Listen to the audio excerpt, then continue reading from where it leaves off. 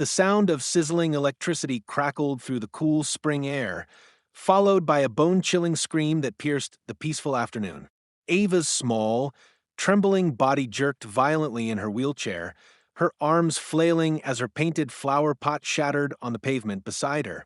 Her chest heaved in confusion and pain, eyes wide with terror, lips gasping for a name.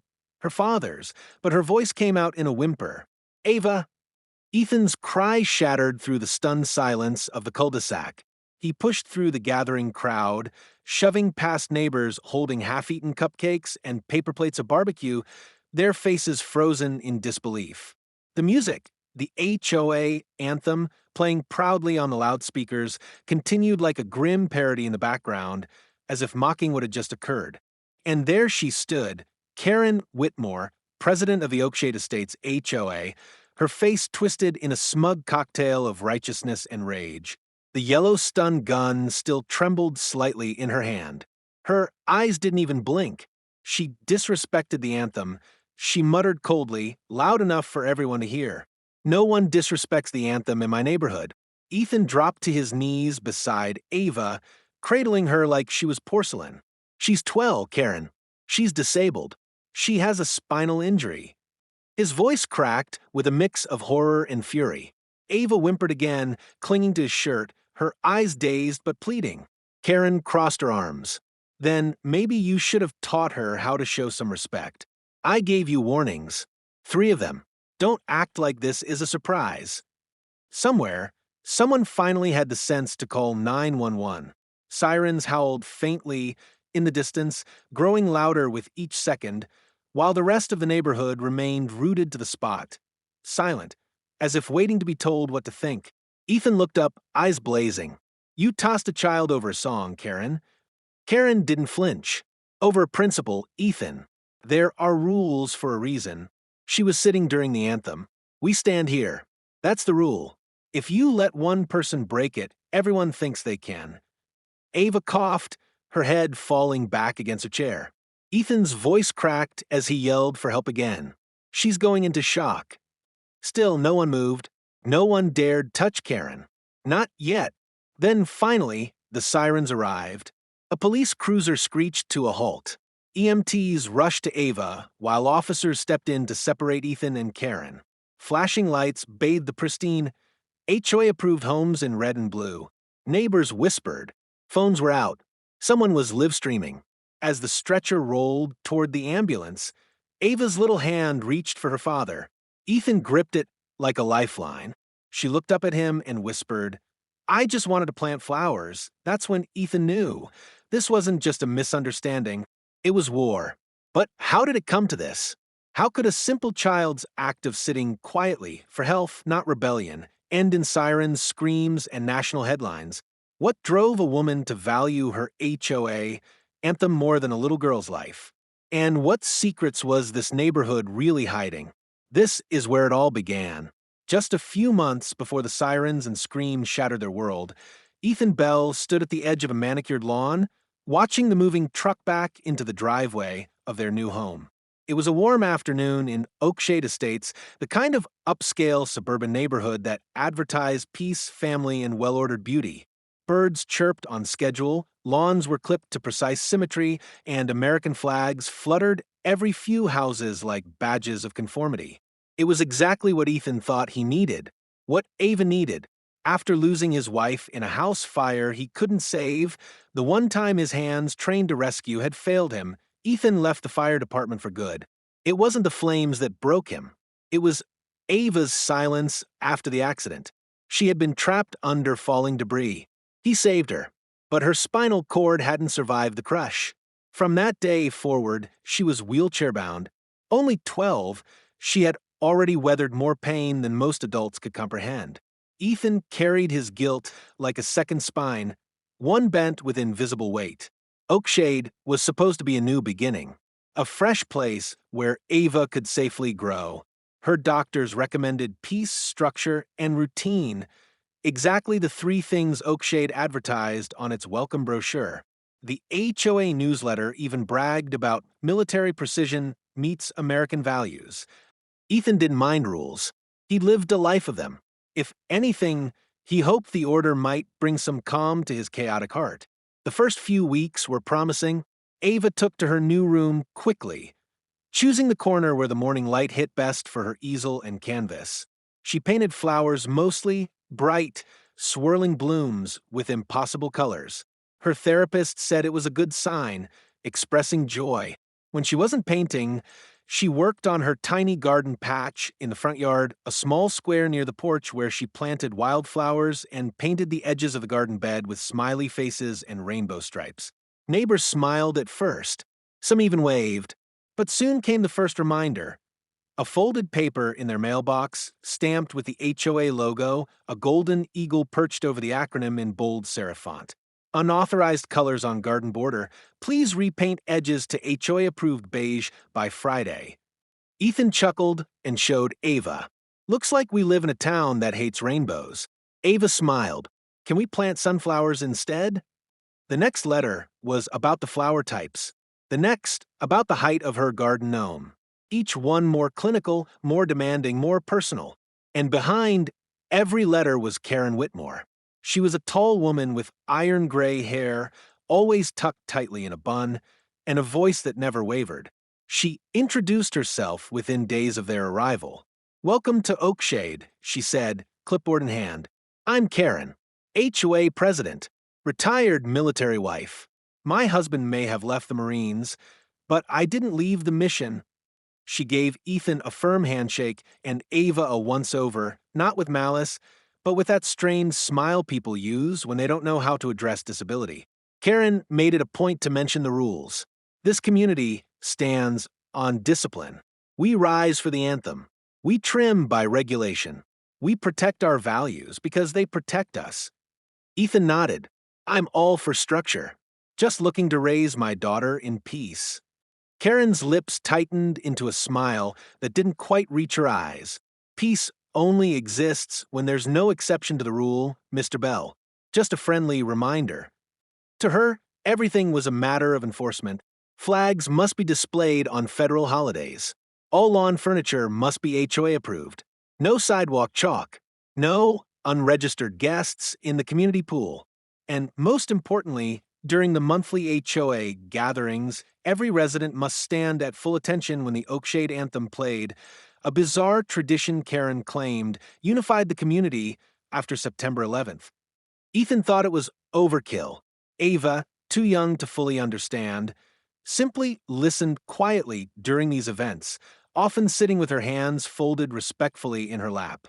It never occurred to either of them that this quiet dignity could be interpreted as defiance. But Karen noticed. At first, it was just glances, then whispered comments to other board members during events. Then neighbors began behaving differently, less friendly, less warm. Ava mentioned one day that her flower pots had been knocked over.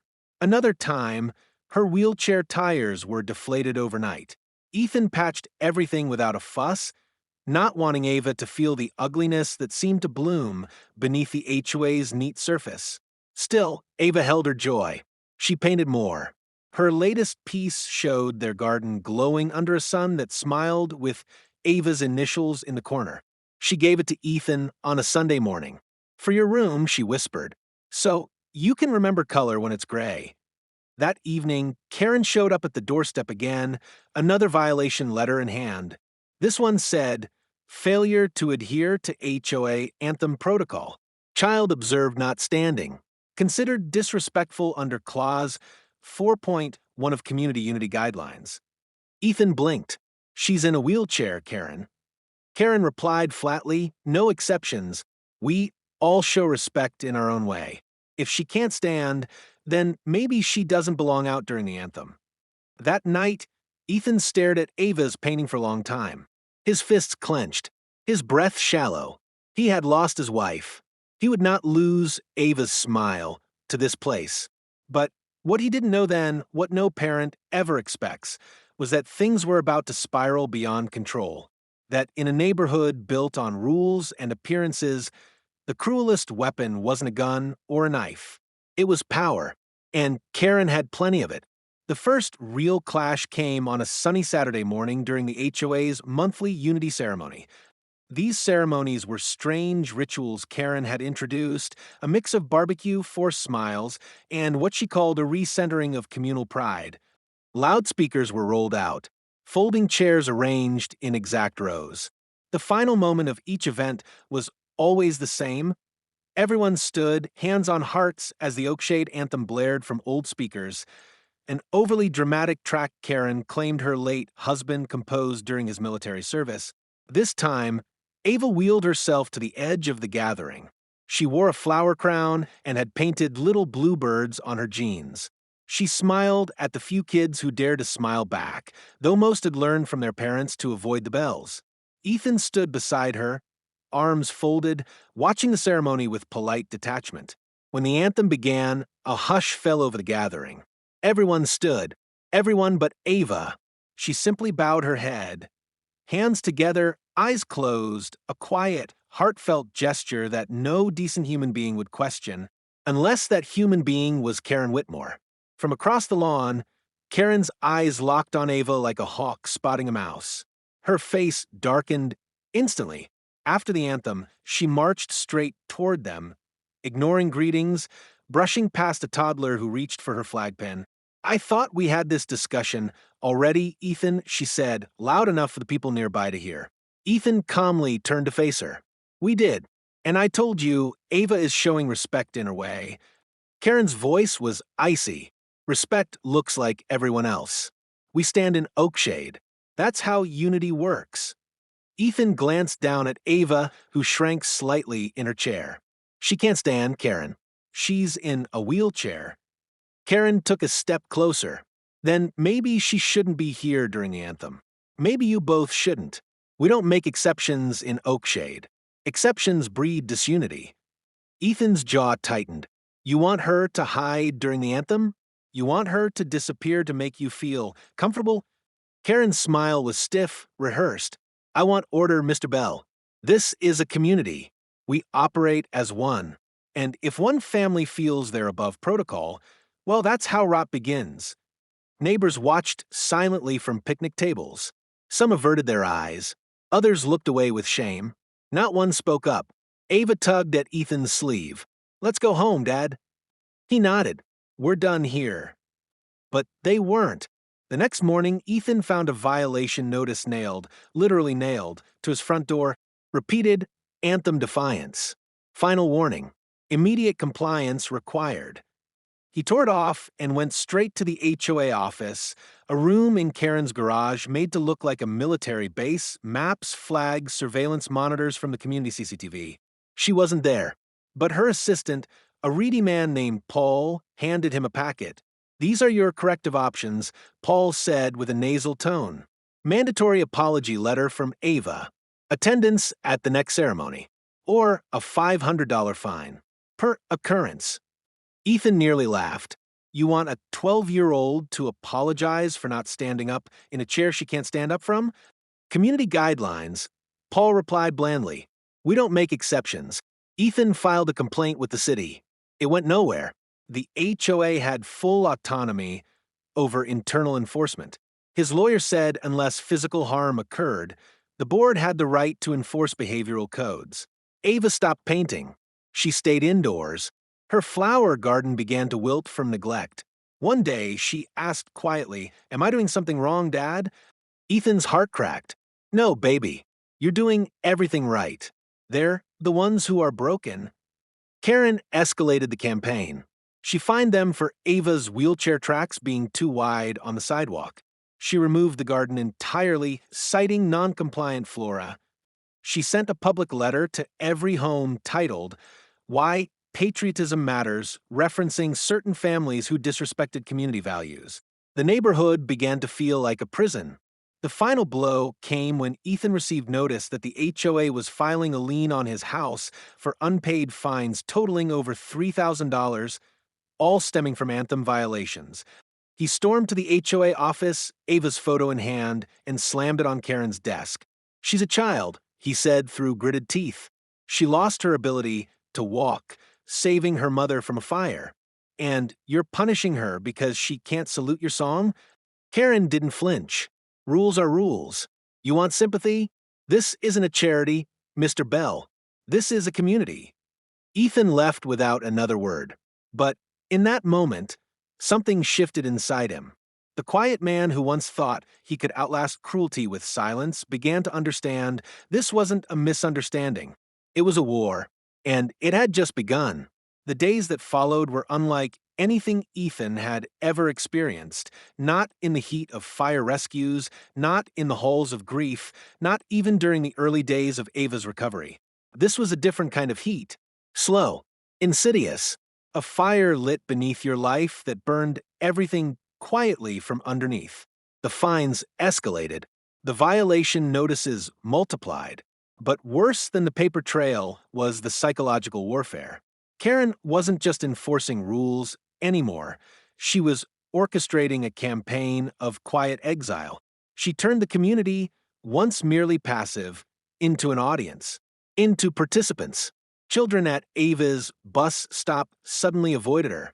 One kid she had painted with just last month now refused to meet her eyes. Parents whispered at park benches when Ethan wheeled her in for some fresh air. Flyers appeared taped to streetlight poles. Uphold our standards, Oakshade first. They didn't name the bells, but they didn't have to.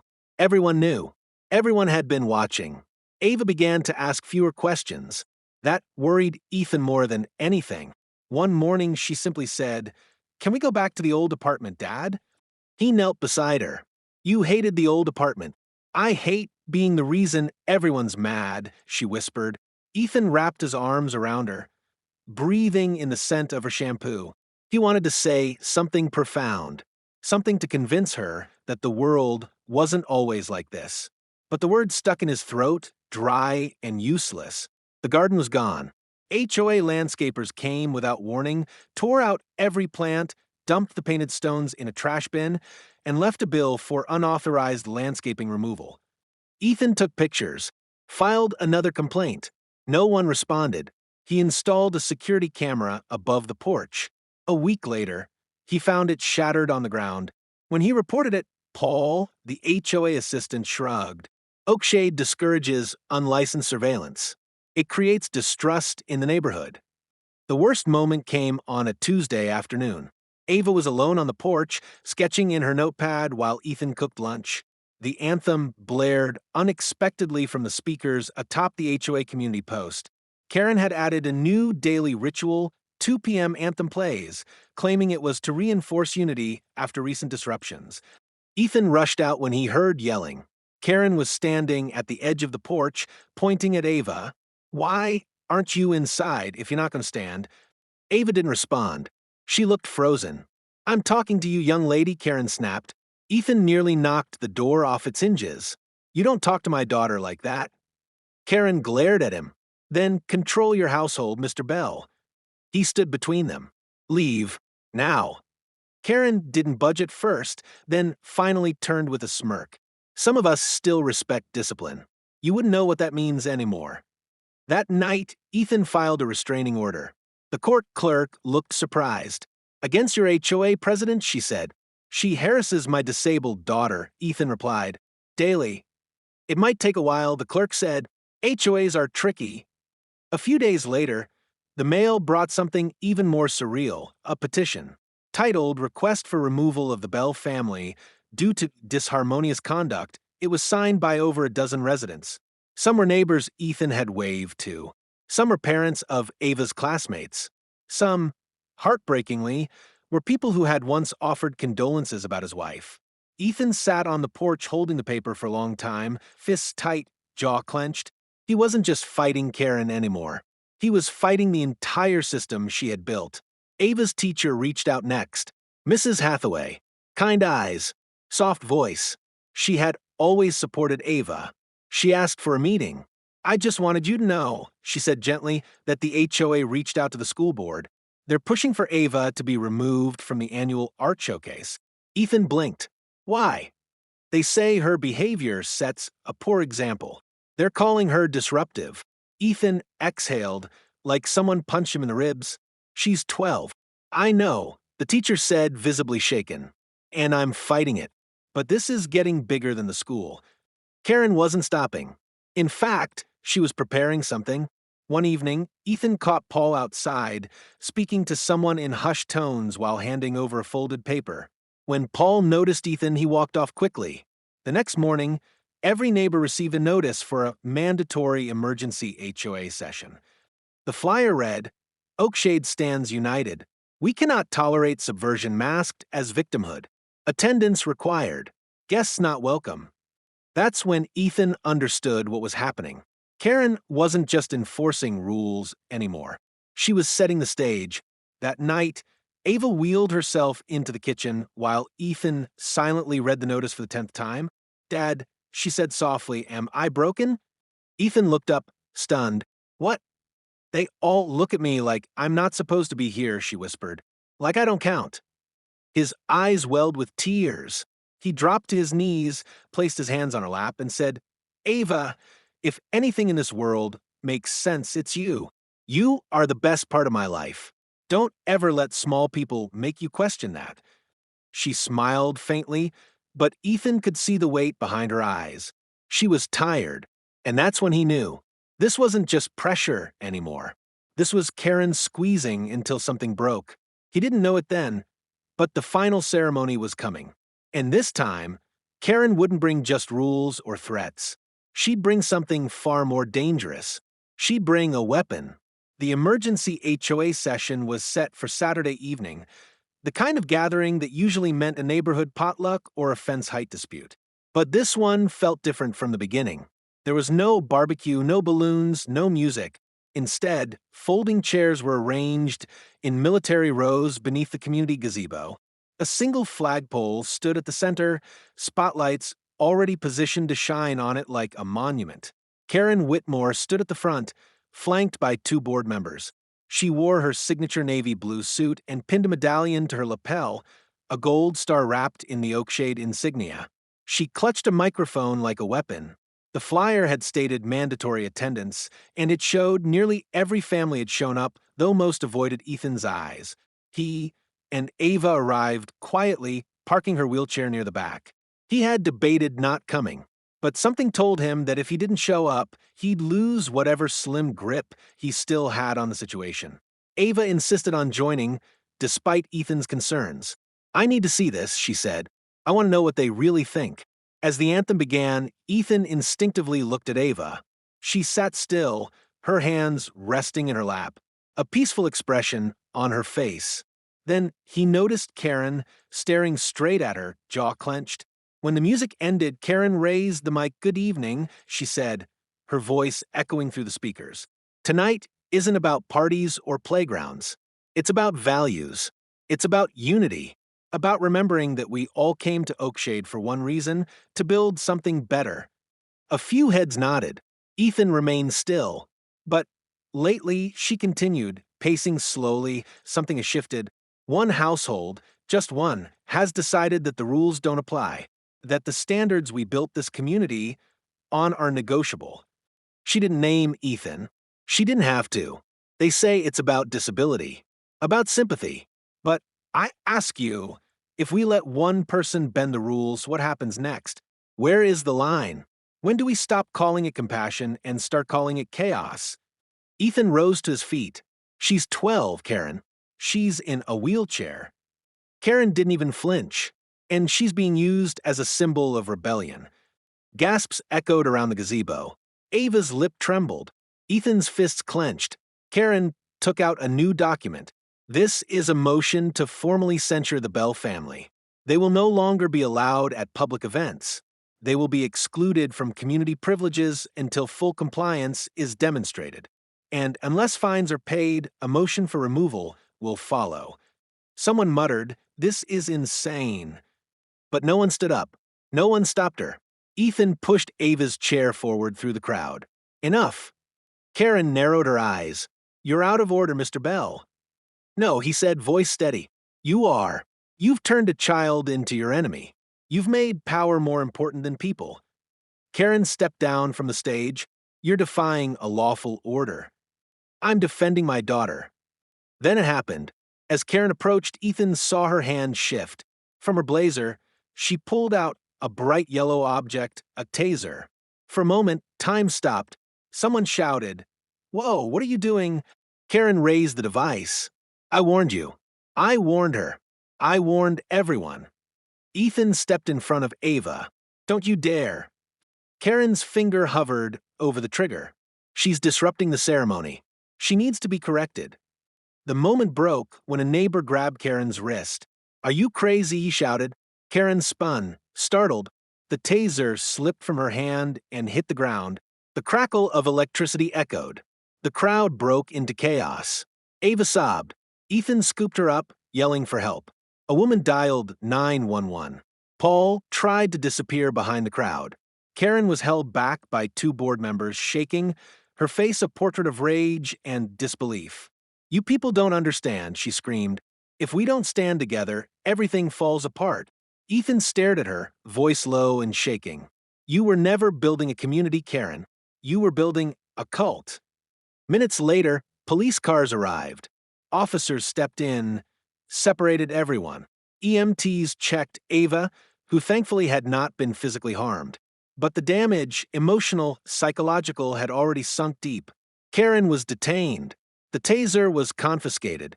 Witnesses gave statements. Live footage from the event, taken by a teenager in the crowd, spread online within hours. By morning, it had gone viral. HOA president pulls taser on disabled girl for not standing during Anthem. The news anchors couldn't believe it. The internet lit up. Advocacy groups reached out. Ava's name trended alongside hashtags like #StandWithAva and #HOAReformNow. Ethan received hundreds of messages, some hateful, mostly supportive. The city launched an official investigation into Oakshade's HOA. Karen was suspended.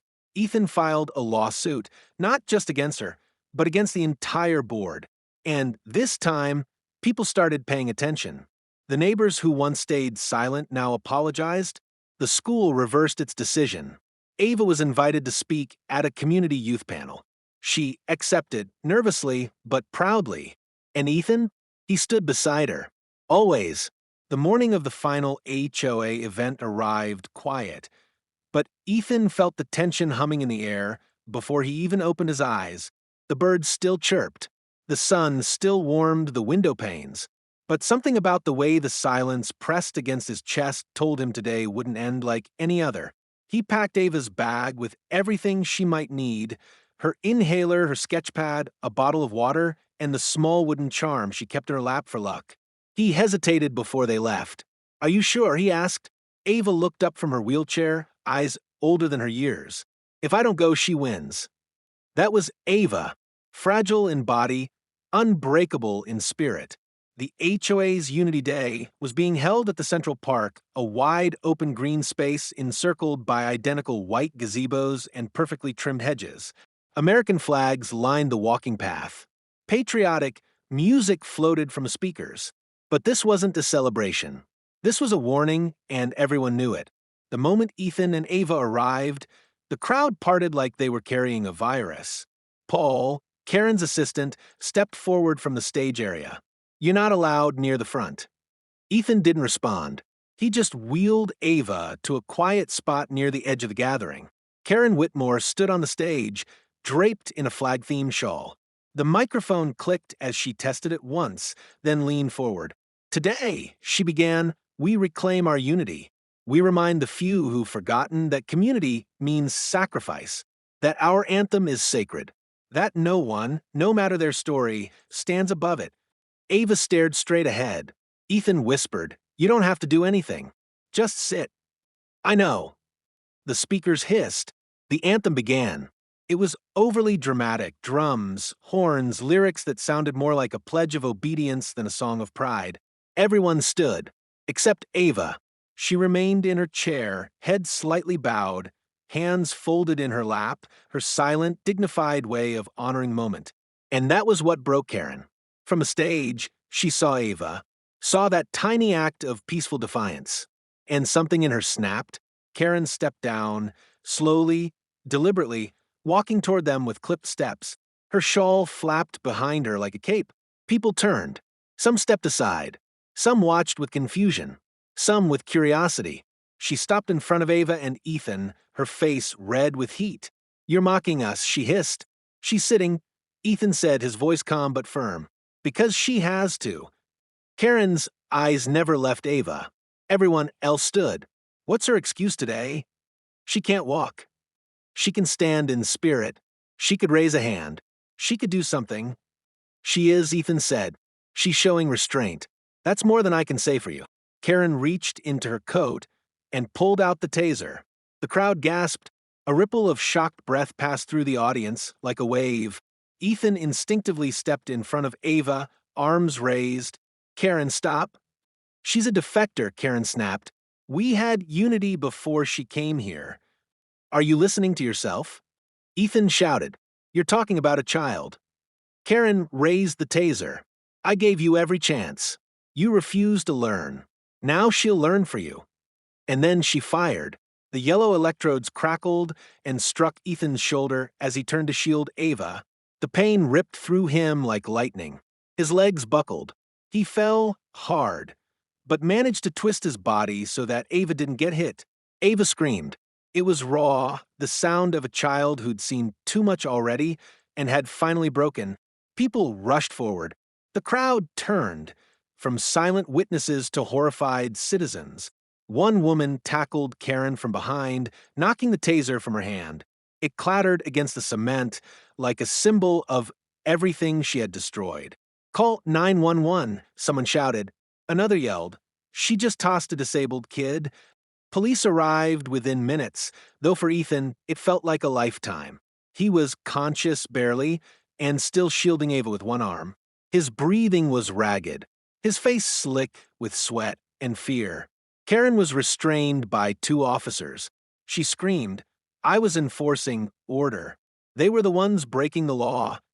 Ava clung to her father. Dad, are you okay? He blinked through the pain, reached up, touched her cheek. I'm okay, sweetheart. You're safe. The paramedics checked them both. Ava was physically unharmed, but shaking violently. Ethan was bruised and burned where the taser struck, but alive. Karen was placed in cuffs. You'll regret this, she shouted at the officers. They're the problem. That girl, she corrupted this place. The police officer stared at her like she was mad. Lady, you just assaulted a disabled child in front of 50 witnesses and a live stream. Because, yes, someone had streamed the entire event on TikTok. It had already gone viral before Karen was in the back seat of the squad car. Within hours, the news broke nationally. HOA, President Taza's disabled girl during Anthem in suburb showdown. The footage aired on every channel. Experts debated the legality. Commentators cried. Public outrage exploded. By morning, the Oakshade HOA board resigned. The police department launched a criminal investigation.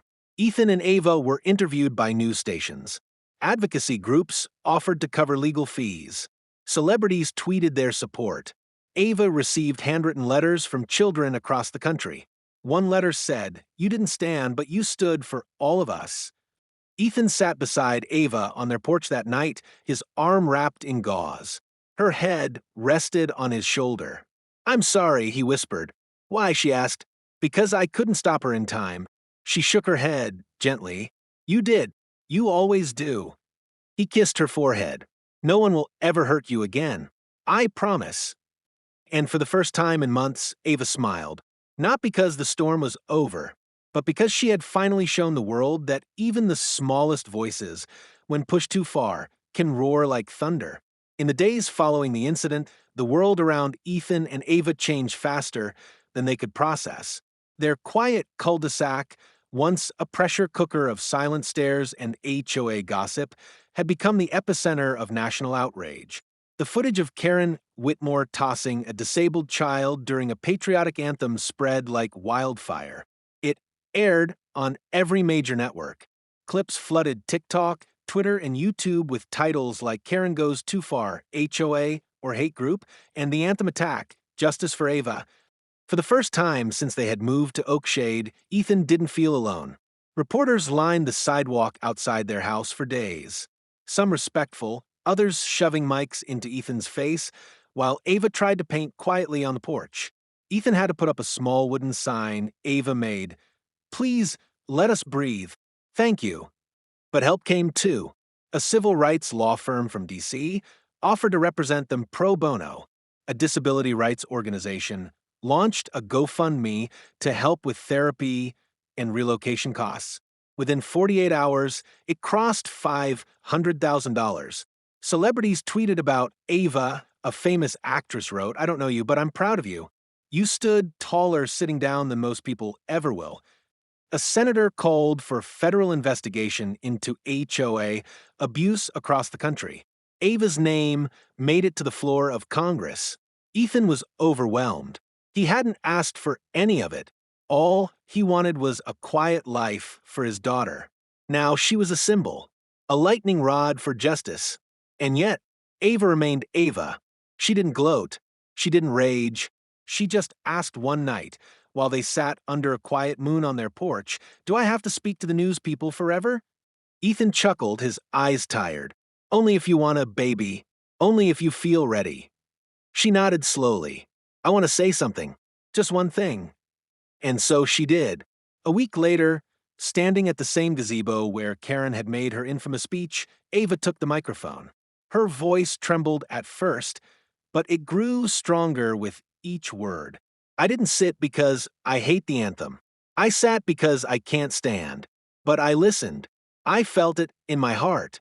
That's what respect looks like for me. And if that's not enough, then maybe the rules need to change, not the kids." The crowd erupted. Parents cried. Kids clapped. Even former board members stood at the back, silent, ashamed.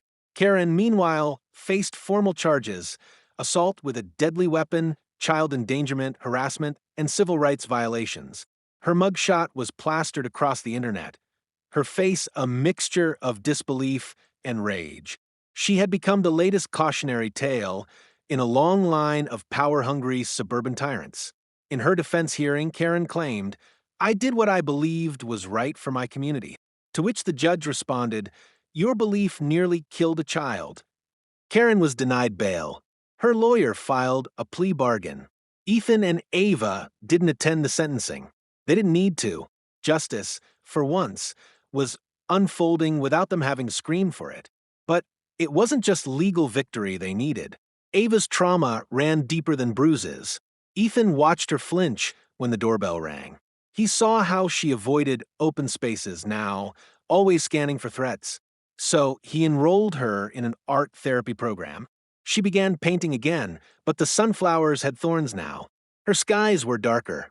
Yet there was still color, still hope. They moved out of Oakshade within a month. Their new home was smaller, older, and far from perfect.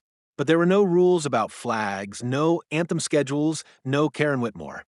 Just peace, wildflowers, and a backyard that welcomed Ava's paint-stained hands.